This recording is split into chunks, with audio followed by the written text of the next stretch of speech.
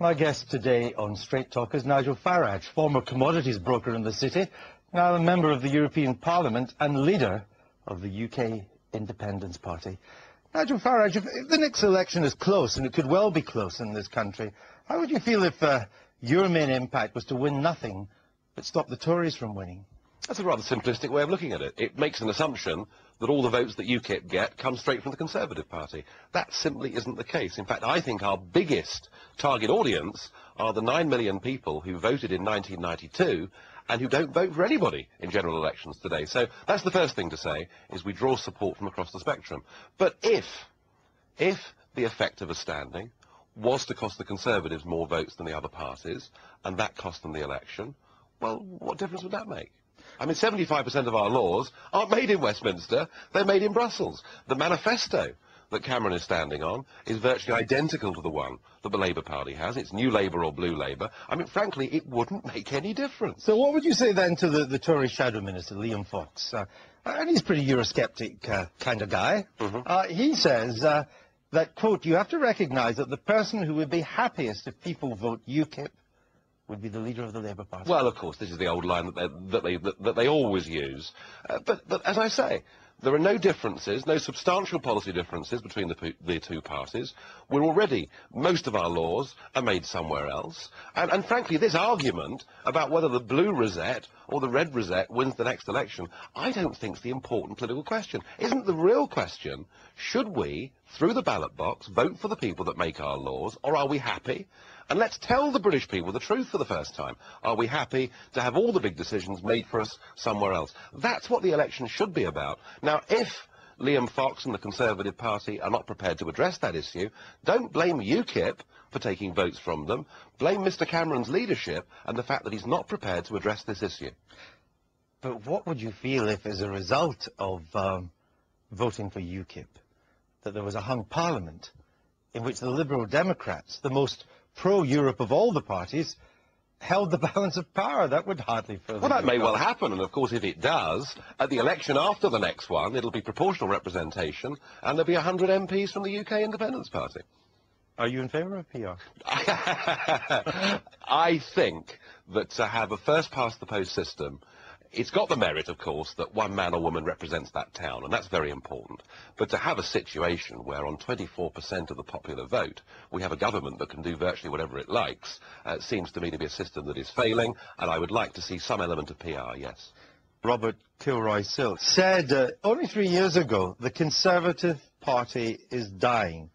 Now, that's patently untrue. Wouldn't it be a better strategy for your party to make common cause with Tory Eurosceptics? I've done that. I've written to every member of Parliament to say, and this also applies to Labour MPs as well, but to say if they're signed up to the Freedom Association's Better Off Out campaign, if they're clearly saying that we should be an independent country and we should be self-governing, we in UKIP will not put a candidate up against them. And I can't go further than that. Well, you could, though. As I understand it, though, you've got to commit to saying that you would take Britain out of the European Union. Well, of course. That's the debate, Andrew.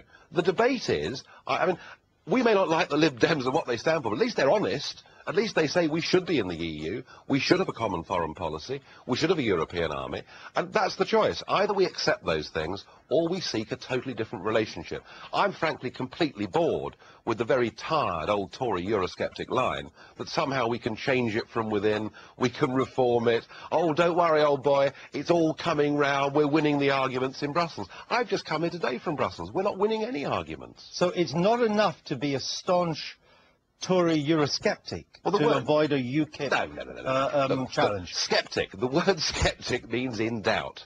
You know, we in UKIP are in no doubt at all, and I think the majority of British people, and now, interestingly, the majority of British businesses are of the same opinion as us. Let's have a different relationship. Let's have a trade relationship with Europe, but let's have our own political sovereignty. So any Tory MP, or Labour MP indeed, as you say, which I assume no Lib Dems fall into this category. No, none. Who's worried that maybe UKIP would take away enough votes from them that they could lose their seat. They've got to be categorical and say openly, I believe Britain should leave the European Union. That is absolutely right, and there are now 8 or 9 members of Parliament who are now standing up and clearly saying that. which is an improvement on the last Parliament when there was only one. So at least that voice is beginning to be heard in Westminster, and if more of them sign up to that, then that's fine by us. But I have a feeling, given the responses that I've had to my letter, and not all of them very polite either, I have a feeling that the majority of our political class are still signed up to the European project. Do you expect to raise funds from people to help fight the next election for the UKIP cause? Do you expect some well-known and wealthy Tory Eurosceptics to step up to the plate? Well, in the past, of course, Paul Sykes has helped us. He helped us in 2001, he helped us again in 2004, and we're talking about quite substantial sums of money. So he's the rich northern businessman. That's right, absolutely. But Is he still helping? And well, at the moment he's not. But Paul's only ever helped us during campaign periods. So that question needs to be asked the next time there's an election coming up. So there's an example of somebody who'd been a big Tory backer, who'd been the chairman of his local Tory association supporting us.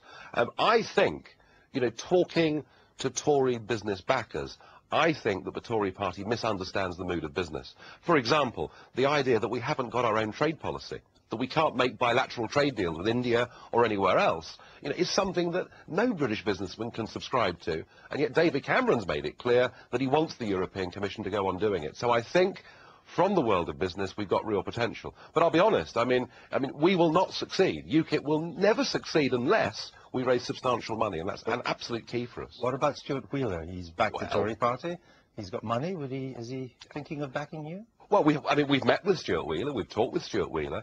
He's got great sympathy for what we stand for. He understands what we're saying. He himself makes the point that it's actually the people lower down the social order that are suffering most as a result of European Is he Union. writing a cheque yet? He hasn't written one yet. I'm not going to sit here and predict that he will, but I'm hopeful. Let's look a little bit about your own background and your leadership of UKIP. Were you involved in politics at all before you helped found UKIP?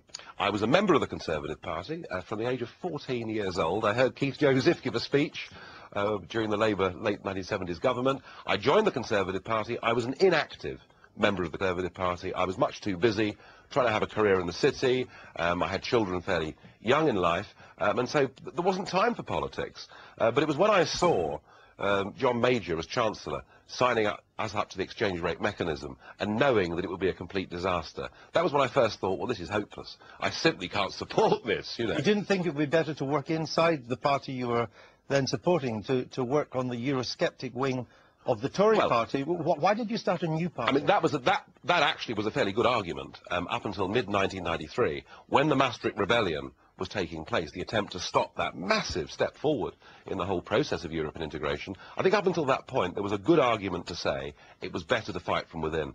But once John Major had used the confidence motion to ram the treaty through the House of Commons, that to me was the moment at which fighting from within was a failed policy. So I was very happy in September 1993 to be one of the founder members of UKIP.